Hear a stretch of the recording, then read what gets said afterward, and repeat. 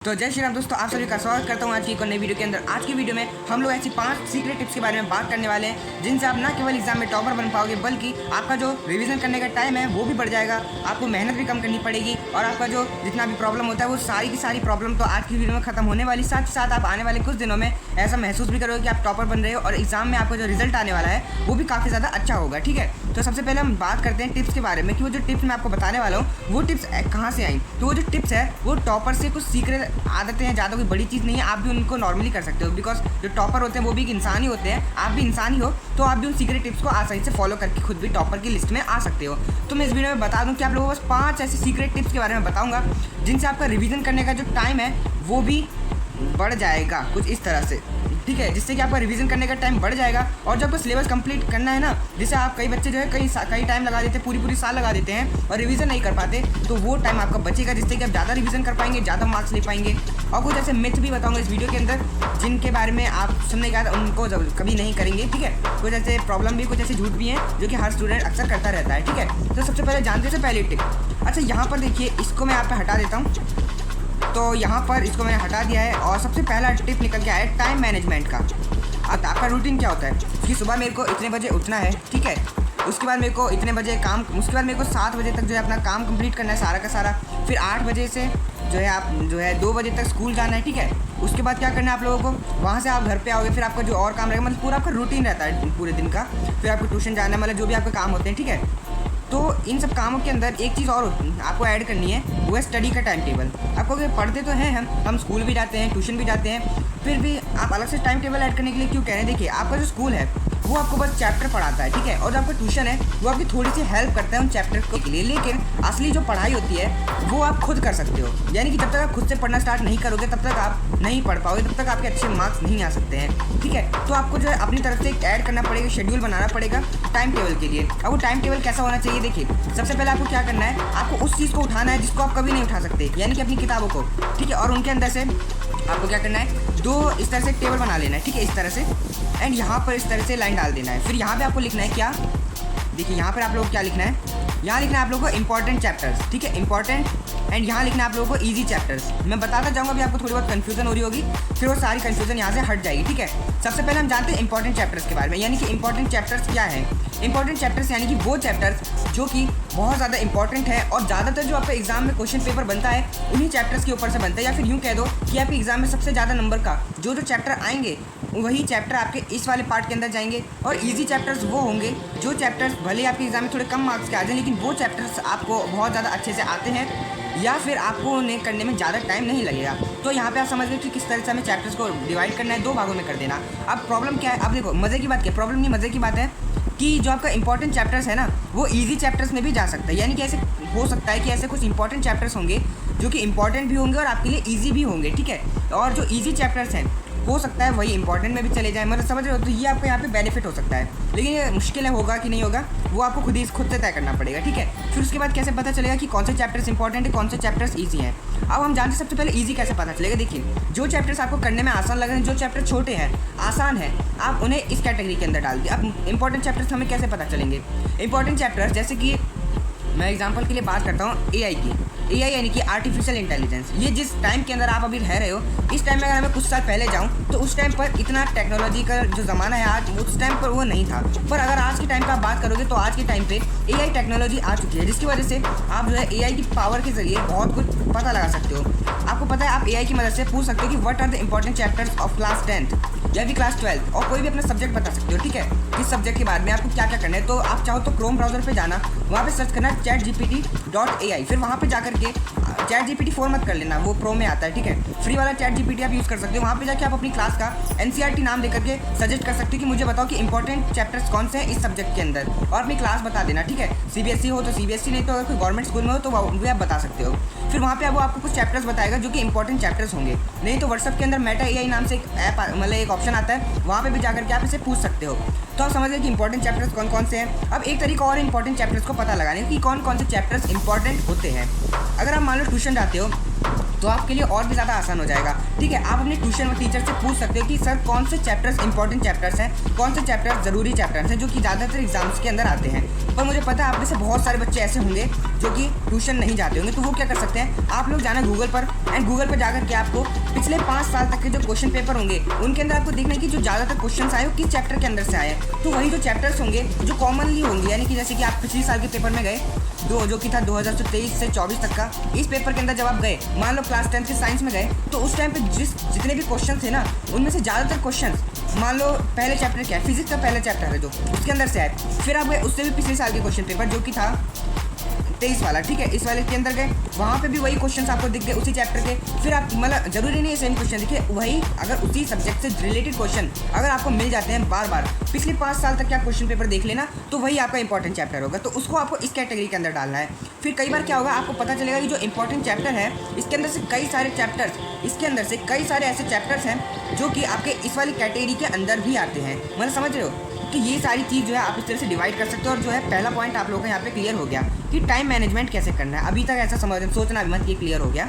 अभी मुझे और भी चीज़ें बतानी है आप लोगों को। देखिए ये तो आप लोग कर लोगे, ठीक है। अब दूसरी चीज़ क्या है, आपको डेली लाइफ में 1 घंटा या 2 घंटे अपनी सेल्फ स्टडी के लिए निकालना पड़ेगा। सेल्फ स्टडी यानी कि खुद से जब आप पढ़ोगे तो उसी को हम सेल्फ स्टडी बोलते हैं। जैसे कि अगर मान लो कि आपको कोई सा भी एग्जाम्पल के लिए ये चैप्टर है, अगर मान लो आपके पास बहुत सारा टाइम बच रहा है तो आप जो है सबको भी कर सकते हो, क्योंकि जो इजी चैप्टर्स है वो आसान चैप्टर्स होंगे, ठीक है। सबसे पहले आपको क्या करना है, इजी चैप्टर्स को जल्दी जल्दी कवर करना है। इजी चैप्टर्स को क्यों, क्योंकि जो इजी चैप्टर्स होंगे इसके भी हाई प्रोबेबिलिटी है कि जो इंपॉर्टेंट चैप्टर्स हैं वो भी इजी की कैटेगरी में आ सकते हैं। यानी कि ऐसा हो सकता है कि आपको कुछ ऐसे चैप्टर्स आते हो जो कि इजी भी हैं और इंपॉर्टेंट भी है, तो वो इंपॉर्टेंट चैप्टर्स इजी की कैटेगरी में चले जाएंगे, यानी कि आपका इजी भी हो जाएगा, यानी कि जल्दी जल्दी भी हो जाएगा वो वाला जो चैप्टर है, और इंपॉर्टेंट भी है, इसलिए आपके मार्क्स भी उसके अंदर अच्छे आ सकते हैं। मतलब समझ रहे हो ना। तो इस तरह से आपको जो है पहला फ़ायदा ये होगा। दूसरा फ़ायदा कि मान लेते हैं आपके 17 चैप्टर है किसी भी सब्जेक्ट के, तो 17 तो नहीं होंगे आपके, मान लो 15 चैप्टर है, ठीक है। मान लो आपके 15 चैप्टर हैं जिनमें से 7 आपके इंपॉर्टेंट हैं, ठीक है, और 8 आपके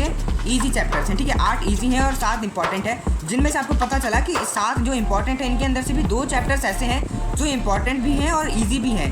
तो इनका क्या करोगे आप, यहाँ पे आपके कितने चैप्टर्स बचे, यहाँ पे आपके बचे 5 इंपॉर्टेंट चैप्टर और यहाँ पे आपके बच गए कितने, टोटल 10 इजी चैप्टर्स, ठीक है। तो समझ रहे हो ना। तो जब आप उनको कंप्लीट करोगे ना, तो यानी कि आपको जो पेपर होगा उसके अंदर से आपको 10 चैप्टर्स ऑलरेडी आते होंगे, अगर आपके पास टाइम ज़्यादा है तो।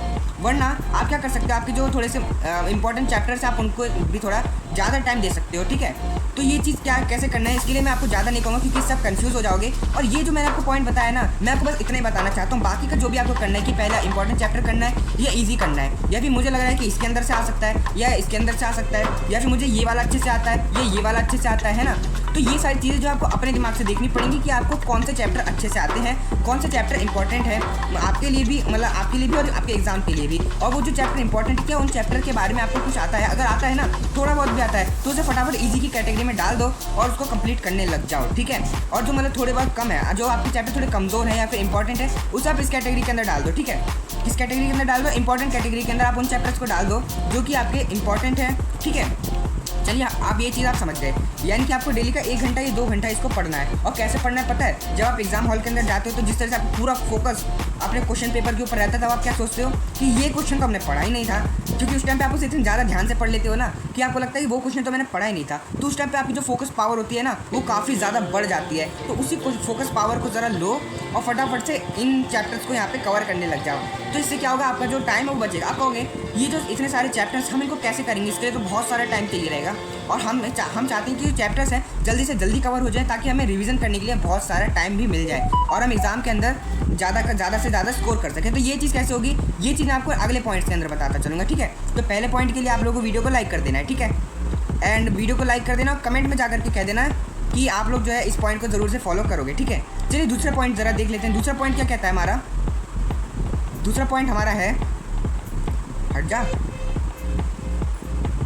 कहाँ गया, ठीक है। देखिए आपका जो दूसरा पॉइंट है वो क्या कहता है कि देखिए जब भी मतलब आप पढ़ रहे हैं, रुकिए मैं इसको हटा देता हूँ, ये रहा ग्रुप स्टडिंग। मैं चाह रहा हूँ ग्रुप स्टडिंग का मतलब क्या होता है, जब आप ग्रुप में बैठ के स्टडी करते हो। अच्छा, ग्रुप स्टडी का मतलब देखिए मैं आपको यहाँ पे अच्छे से समझा देता हूँ, इसको मैं हटा देता हूँ, ठीक है।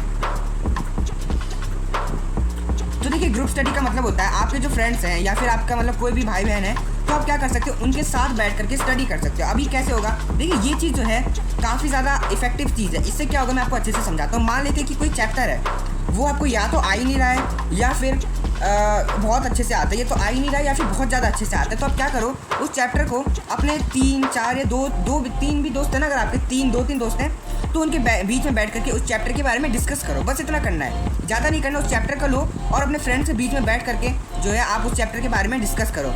बैठ जाना, ठीक है, ये तो खड़े हैं। आप क्या करना, उसके बाद चैप्टर के बारे में डिस्कस करना। इससे क्या होगा, आपके फ्रेंड का जो दिमाग होगा, वो आपका दिमाग और आपके तीसरे फ्रेंड का जो दिमाग होगा, वो तीनों एक होकर के उस चैप्टर के ऊपर कॉन्सेंट्रेट करेंगे। जिस वजह से क्या होगा, बहुत सारे ऐसे पॉइंट्स निकल करके आएंगे जो कि याद करने में आसान होंगे, आपके लिए नए होंगे और आपको जो चैप्टर है उसको करने में और समझने में आसानी होगी।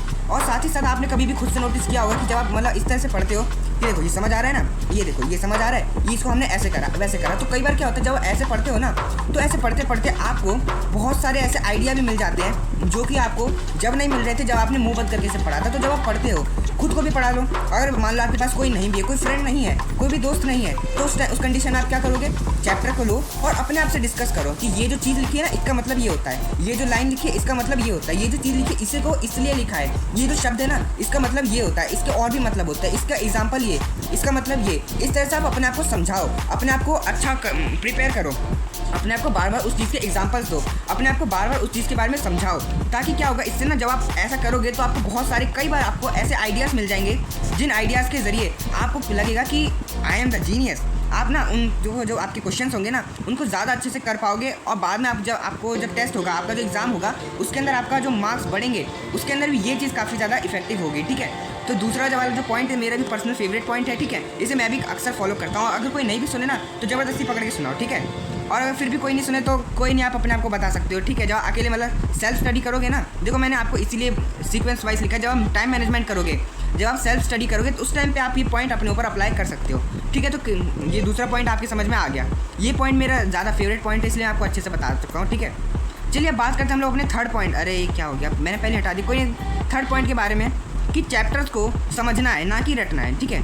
देखिए जब आप कोई भी क्वेश्चन करते हैं, ये बताइए किस किस के साथ होता है कि जैसे कि मान लो आप कोई क्वेश्चन कर रहे हो, ठीक है। मान लो आप कोई क्वेश्चन कर रहे हो, उस क्वेश्चन को अंदर कोई क्वेश्चन आया, क्वेश्चन के अंदर सवाल आया, आंसर तो नहीं आएगा, ठीक है। कोई सवाल आया, उस सवाल के अंदर जब आप उसे पढ़ते हो तो आपको लगता है कि ये तो मुझे समझ नहीं आएगा, मुझे क्या करना चाहिए, इसे रट लेना चाहिए, इसे जो है ऐसे दिमाग में डाल लेना चाहिए, ठीक है। तो आप में से ज़्यादातर बच्चे यही करते होंगे। तो ये जो तरीका बिल्कुल बेकार तरीका है। इसकी जगह आपको क्या करना है, ठीक है। आपको पता है वो क्वेश्चन क्यों नहीं समझ आया, क्योंकि वो जो क्वेश्चन जिस जगह से निकला है ना, वो जगह, वो चैप्टर आपको नहीं पता है। उस चैप्टर की वो जो क्वेश्चन की जड़ है ना, जो मेन चीज़ है, आपको वो चीज़ नहीं पता है। जिस वजह से अगर आपको कोई स्टोरी नहीं पता है और स्टोरी से अगर आपको डायरेक्ट क्वेश्चन पूछ लिया जाए, तो काफ़ी सारी कंडीशन में तो ऐसा होगा कि आप उस क्वेश्चन को आसानी से समझ लोगे, तो आपको जो स्टोरी नहीं पढ़नी पड़ेगी, आप उसे आराम से समझ के कर लोगे। पर कई सारे क्वेश्चन ऐसे होते हैं जिनको आप बिना स्टोरी पढ़े, बिना चैप्टर पढ़े नहीं कर सकते हो। तो ऐसा ही कई बार होता है। तो ऐसी कंडीशन में आप क्या करते हो, कौन पढ़े पूरा चैप्टर, फटाफट से रट ले रहे हो, नेक्स्ट करते हैं। तो रटने का जो कारण है ना, इससे आपको पता अभी तो लगेगा कि आपने इसे रट लिया, बहुत बढ़िया, लेकिन जब आप इसका एग्जाम दोगे ना, तो आपको यही क्वेश्चन आपको धोखा दे जाएगा और आपके सामने आकर के कहेगा मैं तो आपको जानता ही नहीं हूँ, ठीक है। तो ये उस टाइम पे आप इसे जो है सिंपल सा बोलूँ तो भूल जाओगे। तो यही जो प्रॉब्लम है बहुत सारे उन बच्चों के साथ होती है जो कि क्वेश्चन को रटते हैं, ठीक है। तो क्वेश्चन को रटना नहीं है, चैप्टर को समझना है, जो उसकी मेन जड़ है ना उसको समझो। और इससे फ़ायदा क्या होगा, जब आप पूरा का पूरा एक चैप्टर कंप्लीट कर लोगे ना, इस तरह से जब आप पूरा का पूरा एक चैप्टर कंप्लीट कर लोगे, तो ऐसी कंडीशन में अगर आप क्वेश्चन को नहीं भी पढ़ते हो ना, क्वेश्चन नहीं भी पढ़ते, जैसे हिंदी हो गई, इंग्लिश हो गई, मैथ तो नहीं, जैसे कि हिंदी हो गई, इंग्लिश हो गई, मतलब इस तरह के जो सब्जेक्ट होते हैं, अगर आपने इस तरह के सब्जेक्ट के अंदर इनकी स्टोरीज़ को पढ़ लिया, इनके कॉन्सेप्ट को समझ लिया, ठीक है, तो ऐसी कंडीशन में आपको क्वेश्चन अगर आप नहीं भी पढ़ते हो ना, तो भी आपका काम चल जाएगा, क्योंकि ऐसी कंडीशन में आप क्वेश्चन के आंसर को अपनी लैंग्वेज में ऑटोमेटिक बना करके दिखा सकते हो, ठीक है। तो ये 3 पॉइंट आप लोगों के बहुत ज़्यादा अच्छे से समझ में आ गए होंगे। और रटना तो है ही नहीं, क्योंकि आपको पता है रटना किस क्लास तक होता है। रटना जो चीज़ है, सिस्टम जो है रटने का, ये सही है, ठीक है, इसमें कोई बुराई नहीं है, लेकिन ये चीज़ सही लगती है। रुको, यहाँ पे 1st क्लास से लेकर के 6th क्लास तक मुश्किल से यहाँ तक अगर कोई रटता है ना, तो ठीक है, रटो, कोई नहीं, खूब रटो। लेकिन यहाँ से जब आप 7th के अंदर आते हो, 7th से 12th तक के बीच में आपको रटना ही नहीं है, कोई भी चीज़ नहीं रटनी है, क्योंकि ऐसी कंडीशन में रटने वाली कोई चीज़ होती ही नहीं है। यही रीज़न है कि इस टाइम के जो बच्चे रहते हैं वो थोड़े डिप्रेस हो जाते हैं पढ़ाई को लेकर, क्योंकि वो रटते रहते हैं, ठीक है। तो यहाँ पे आपको क्या करना है, रटना बिल्कुल भी नहीं है, ठीक है, क्योंकि रटते देखो छोटे बच्चे, अब तुम छोटे बच्चे नहीं हो तो तुम्हें क्वेश्चन को समझना है, और समझना आसान होता है। रटने में तुम्हारा पूरा टाइम चला जाएगा, बहुत सारा टाइम वेस्ट हो जाएगा। रटने के तुम्हें क्या लगता है, बस एक नुकसान है कि एग्जाम के अंदर भूल जाओगे। रटने के इतने सारे नुकसान है ना कि तुम्हें पता भी नहीं है, अंदाज़ा तक नहीं है। देखो सबसे पहला नुकसान मैं बता देता हूँ, वीडियो से थोड़ा बाहर का है, कट मत कर देना वीडियो को, देख लो इसको ताकि तुम्हारे जो छोटे भाई बहन होंगे ना उनको भी रटने से मना कर देना। देखिए रटने का सबसे पहला नुकसान, एग्जाम के अंदर आप इसको भूल जाओगे। रटने का दूसरा नुकसान, जब तुम रटोगे ना किसी चीज़ को, तो रटने का दूसरा नुकसान ये है कि जिस क्वेश्चन को तुमने रटा है ना, उस क्वेश्चन को रटते रटते तुम्हारा जो टाइम है वो सारा का सारा टाइम उसी क्वेश्चन के अंदर स्पेंड हो जाएगा। तुम जो है बाकी क्वेश्चंस को टाइम नहीं दे पाओगे, बाकी चैप्टर्स को टाइम नहीं दे पाओगे। इससे क्या होगा, तीसरा नुकसान होगा जो कि होगा आपका सिलेबस नहीं हो पाएगा। चौथा नुकसान होगा आपके एग्जाम में मार्क्स कम हो जाएंगे। ठीक है, रटना नहीं किसी भी कीमत पे, समझना है। ठीक है, तो रटने का जो तरीका है ना वो बहुत बेकार है, आपको समझ तो आता है नहीं तो कैसे समझेंगे। करिए आपका जो टाइम है ना, जिसके ज़रिए आपका जो एग्ज़ाम में रिवीजन करने के लिए जो टाइम है वो बढ़ेगा, वो पॉइंट ये वाला पॉइंट है। इसको ज़रा ध्यान से देखो, मार्क इंपॉर्टेंट क्वेश्चंस, ये आपको जो पॉइंट दिख रहा है ना, मार्क इंपॉर्टेंट क्वेश्चंस, ये जो पॉइंट है ये छोटा मोटा पॉइंट नहीं है। जितना ज़्यादा छोटा लग रहा है ना उतना छोटा ये है नहीं। देखिए मैं आपको इसके बारे में ज़रा अच्छे से समझा देता हूँ। देखिए यहाँ पर सबसे पहले मैं इसको इरेज कर देता हूँ, हट जा भैया जल्दी से हट जा, बहुत इंपॉर्टेंट पॉइंट बता रहा हूँ, यहाँ पे ध्यान से देखना। सबसे पहले हम बात करते हैं कि इंपॉर्टेंट क्वेश्चंस होते क्या है। इंपॉर्टेंट क्वेश्चंस बेसिकली वो क्वेश्चंस होते हैं जो कि अभी नहीं, जो कि 1 2 3 नहीं बल्कि कई सालों से आपके एग्जाम के अंदर बार बार रिपीट होते हैं, अलग अलग तरीके से पूछे जाते हैं। यानी कि आपका एग्जाम, अगर पिछले साल के एग्जाम में जाओ, 23-24 वाला जो एग्जाम था उसके अंदर जाओ, तो उसके अंदर आपको क्या पता चलेगा कि आपका एक क्वेश्चन आया है जो कि इस साल आया है। ठीक है, वो तो ठीक है, नॉर्मल है, एक क्वेश्चन आया, क्या बहुत सारे क्वेश्चन आते हैं जो कि हो नहीं पाते। ठीक है, तो क्या करना है, एक क्वेश्चन आया लेकिन उसी चैप्टर से रिलेटेड, उसी क्वेश्चन से रिलेटेड एक और क्वेश्चन आया है 2 नंबर का, ये क्वेश्चन था 2 नंबर का, फिर एक और क्वेश्चन आया था 1 नंबर का, उसी क्वेश्चन से रिलेटेड, जिस चैप्टर से वो क्वेश्चन आया ना उसी क्वेश्चन से एक और क्वेश्चन आ गया। ठीक है, फिर क्या हुआ, आपने थोड़ा आगे गए, उसी क्वेश्चन को, उसी सेम क्वेश्चन को एक अलग तरीके से पूछ लिया। और किस तरीके से पूछा, आपकी बार यही सेम क्वेश्चन आपको क्या दे दिया, आपकी बार यही सेम क्वेश्चन आपको दे दिया 3 मार्क्स का था, है वही क्वेश्चन, लेकिन आपको जो तरीका है ना वो चेंज कर दिया बताने का, उसके अंदर कुछ और नई चीज़ें ऐड कर दी। ठीक है, और तब आपसे वही सेम क्वेश्चन दोबारा पूछ लिया 3 मार्क्स के लिए। तो यहाँ पर देखिए आपका यही तो सेम क्वेश्चन है ना, this is very important question, जो कि आपका इस बार तो रिपीट हुआ, साथ ही साथ जब आप पिछले, अगर आप ये तो हुआ पिछले एग्जाम की बात, अगर आप मान लो इससे पहले के एग्जाम में चले जाओ, इससे पहले के एग्जाम में जाओ फटाफट से, तो आपको क्या पता चलेगा, यहाँ पे आप गए पिछले एग्जाम में 22-23 वाले एग्जाम में, वहाँ पे आपको पता चला कि वही सेम क्वेश्चन पिछली बार भी आया था। जरूरी नहीं सेम टू सेम आया, जैसे कि इस साल आपका कोई क्वेश्चन आ गया, what is a chemical equation, एक रासायनिक समीकरण क्या है, और पिछले साल भी ऐसे याद है what is an chemical equation, sorry तो उस टाइम पर जो है आपका ऐसा क्वेश्चन रिपीट नहीं होगा, उस टाइम पर कुछ अलग तरीके से पूछेंगे, और पूछेंगे ना तो उसके मार्क्स बढ़ा देंगे या घटा देंगे, उसका जो मटेरियल रहेगा, उसके अंदर जो चीज़ें रहेंगी, उसके अंदर जो एलिमेंट्स होंगे वो भी इंक्रीज कर देंगे। कहेंगे इसके जो है एग्जाम्पल भी दो, इसके जो तरीके बताओ, इसके जो है जैसे 2 समीकरण होते हैं, कंकाल और संतुलित, यानी कि एक होता है बैलेंस्ड और एक और होता है हमारा अनबैलेंस। ठीक है, तो उन दोनों के बारे में व्याख्या करो, उन दोनों के बारे में भी बताओ, कि एग्जाम्पल दो उनके जो है बताओ, और साथ ही साथ एक चीज़ और भी ऐड कर देंगे कि ये इसका जो है फॉर्मूला बताओ। मतलब इस तरह से सेम वही क्वेश्चन को कई बार रिपीट किया जाता है, कई बार। और फिर आपको क्या पता चला, जब आपने उस वाले एग्जाम पेपर को देखा तो आपको पता चला कि बाद में 2-3 क्वेश्चन और थे जो कि सेम इसी से रिलेटेड थे। तो ये वाला जो आपका क्वेश्चन होगा ना, इट इज़ वेरी इंपॉर्टेंट। लेकिन अब आप कहोगे कि पहली बार यहाँ पे 2 प्रॉब्लम आती है, अगर हम मान लो इंपॉर्टेंट क्वेश्चन को देखते भी हैं तो 2 प्रॉब्लम आती है। सबसे पहली प्रॉब्लम, ठीक है, सबसे पहली प्रॉब्लम क्या आती है, सबसे पहली प्रॉब्लम हमारी है कि इस तरह के, जिस तरह से मैं एग्जांपल दे के बता रहा हूँ, इस तरह से हर बार जो क्वेश्चन है ना वो मिलते नहीं है, कि ऐसा बहुत रेयर चांस में होता है कि सेम क्वेश्चन से ही बार बार क्वेश्चन पूछे जा रहे हो, या फिर अगर मान लो मिल भी जाते हैं तो उनको निकालना बहुत मुश्किल है। ठीक है, बार बार एक ही क्वेश्चन से चेक करना है कि ये क्वेश्चन इसी से रिलेटेड है या नहीं, अलग अलग क्वेश्चन पेपर के अंदर देखना बहुत ज़्यादा मुश्किल है, प्रॉब्लम नंबर 1। दूसरा कि अगर हम मान लो पिछले साल के क्वेश्चन पेपर को देखते हैं तो ऐसा बार बार अलग अलग क्वेश्चन पेपर के अंदर सेम चीज़ को देखना, इसके अंदर लगभग तुम्हारा काफ़ी ज़्यादा टाइम वेस्ट हो जाएगा। तो ये तुम्हारा प्रॉब्लम नंबर 2 है। तो ये हम कैसे कर सकते हैं कि ऐसा कोई तरीका नहीं है जिसके अंदर बिना पिछले साल के क्वेश्चन को बार बार देखे या फिर बिना ज़्यादा मेहनत करें हमें उन क्वेश्चन के बारे में पता चल जाए। क्योंकि देखो नॉर्मल चीज़ होती तो मैं कहता मेहनत कर लो, मेहनत कर ले भाई थोड़ी, ठीक है, इस तरह से कहता। लेकिन अब क्योंकि यहाँ पे टाइम की बात आ रही है और तुम्हारे पास अब क्योंकि टाइम भी काफ़ी कम बच रहा है, तो तुम क्या कर सकते हो, यहाँ पे तुम सहारा ले सकते हो AI का। यस, आर्टिफिशियल इंटेलिजेंस तुमको इंपॉर्टेंट क्वेश्चन के बारे में भी बता सकते हैं। अभी वेबसाइट के बारे में भी है, इवन हम तुम चाहो तो सबसे बढ़िया यूट्यूब पे जा सकते हो। ठीक है, यूट्यूब पे जाकर के तुमको क्या करना है, सर्च करना है most important questions of class 10th of science chapter number 1 2 3 है, जो भी तुम बताना चाहो। ठीक है, तो वहाँ पे भी तुमको जो है मोस्ट इंपॉर्टेंट क्वेश्चन वहाँ पे पता चलते जाएंगे। ठीक है, और मैं भी अपने चैनल पे अक्सर इंपॉर्टेंट क्वेश्चन अलग अलग क्लासेस के लाता रहता हूँ, और साथ ही साथ ये जो इंपॉर्टेंट क्वेश्चन वाली टेक्निक है ना, ये इंग्लिश, हिंदी, मैथ, साइंस ही नहीं बल्कि मैथ के अंदर भी काम आती है। हाँ, हिंदी, इंग्लिश, साइंस के अलावा ये जो टेक्निक है ये मैथमेटिक्स के अंदर भी बहुत ज़्यादा काम की है। मैथ्स के अंदर भी कुछ ऐसे क्वेश्चन होते हैं, जैसे कि क्लास 10 के अंदर एक क्वेश्चन है हमारा, फर्स्ट चैप्टर के अंदर एक क्वेश्चन है जहाँ पे आपको √2 को एक इरेशनल नंबर जो है प्रूव करना होता है, जिसको आप ऐसे P बटे Q के रूप में मान लेते हो, फिर क्रॉस मल्टीप्लाई करके एक बार P के लिए और एक बार Q के लिए जैसे सॉल्व करते हो। तो ये जो आपको क्वेश्चन है हर बार आता है, हर बार। ठीक है, तो वो भी काफ़ी नंबर का आता है। साथ ही साथ एक और क्वेश्चन है, एग्जाम्पल के लिए क्लास 10 को ही ले लेते हैं, चैप्टर नंबर तो ध्यान नहीं है शायद 14 चैप्टर आप लोगों का प्रोबेबिलिटी यानी कि प्रायिकता। इसके अंदर हमेशा क्वेश्चन आते हैं कार्ड्स के ऊपर, यानी कि एक सेट है कार्ड का, यानी कि 52 कार्ड है जिनके अंदर से find the probability of red king, find the probability of jack, find the probability of ace. इस तरह से आपकी जो है कार्ड के बारे में जो प्रोबेबिलिटी होती है ना, हर बार या फिर ये कह दो कि 90% प्रोबेबिलिटी के ऊपर जो क्वेश्चन है वो इसी के ऊपर आते हैं। तो ये भी एक इंपॉर्टेंट क्वेश्चन हो गया। इसी तरह से आपके में एक और क्वेश्चन है, फाइंड द वैल्यू ऑफ के। ये आपका एक क्वेश्चन है, फाइंड द वैल्यू ऑफ थोड़ा मैंने लिखना है यहाँ पे, टाइम लगेगा बहुत। फाइंड द वैल्यू ऑफ के, ठीक है, जहाँ पे आपको क्या करते हैं कि कोई भी इक्वेशन बना के दे देते हैं, ठीक है। वहाँ पे आपको क्या करना होता है, वहाँ पे आपको जो के है ना उसकी वैल्यू बतानी होती है, ठीक है। तो ये भी आपका एक इंपॉर्टेंट क्वेश्चन है 10th वालों का, तो मज़ा आ रहा होगा।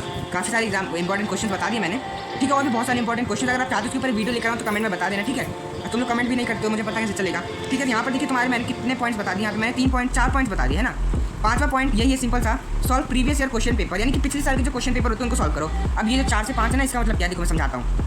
अगर मैंने ये कहा कि पिछले साल के क्वेश्चन पेपर सॉल्व करो, तो अब तुम में से क्या करोगे, जाओगे क्वेश्चन पेपर ऑफ 2019 से 2020 तक का ऐसा पेपर लाना है। और एक चीज़ और सुन के जाना, ये लास्ट पॉइंट है और साथ ही साथ एक इंपॉर्टेंट चीज़ मैं तुम लोग बताने वाला हूँ कि तुम लोगों को पहली चीज़ तो पिछले से 4 से 5 साल, लास्ट 5 साल से पीछे नहीं, इतने टाइम तक की क्वेश्चन पेपर को तुम्हें सॉल्व करना है। क्योंकि इससे ज़्यादा क्या करोगे, पहली चीज़ तुम्हारा टाइम बर्बाद हो जाएगा, उसमें से कुछ तुम्हारे पेपर में नहीं आने वाला है। क्योंकि क्या होता है अब ना, हर साल कुछ ना कुछ सिलेबस में चेंजेस होते रहते हैं, और अगर तुम इतना पीछे जाओगे ना तो वो बेकार है, कुछ नहीं उसमें। तो ये दूसरी चीज़ क्या है, कई बच्चे क्या करते हैं अपने आपको ज़्यादा स्मार्ट बनाने के लिए, वो जो है सोचते हैं कि हमें जो क्वेश्चन पेपर होने वाला है ना उसके बारे में पहले से पता चल जाए, पर ऐसा कभी नहीं हो सकता। कई सारी ऐसी वेबसाइट हैं, कई सारी ऐसी टेक्नोलॉजी है जो कि आपको ऐसा कहेंगे कि आपके एग्जाम में यही पेपर आएगा, तो वो ज़्यादा कुछ नहीं, आपको बस एक सैम्पल पेपर ही होता है, इससे ज़्यादा वो कुछ भी नहीं होता। आप कहोगे ऐसा कैसे मैं कह सकता हूँ, कोई प्रूफ है क्या मेरे पास? तो ज़रा सुनो, अगर आपको लगता है कि अगर आप खुद भी पेपर बना रहे हो ना, तो अभी आप वो पेपर किसी को नहीं बता सकते। इवन आपको खुद भी पूरा पेपर नहीं पता होगा, अगर आप खुद वो पेपर बना रहे हो ना, तब भी आपको एग्जाम पेपर नहीं पता होगा। तो ये कैसे हो सकता है, जो एग्जाम पेपर मैं खुद बना रहा हूँ उसके बारे में मुझे कैसे नहीं पता होगा? तो देखिए, एग्जाम पे अंदर गवर्नमेंट को सब पता है, ठीक है, गवर्नमेंट आपसे ज़्यादा चालाक है। तो एग्जाम के अंदर जब क्वेश्चन पेपर को बनाया जाता है तो वहाँ पे कोई एक आदमी नहीं होता,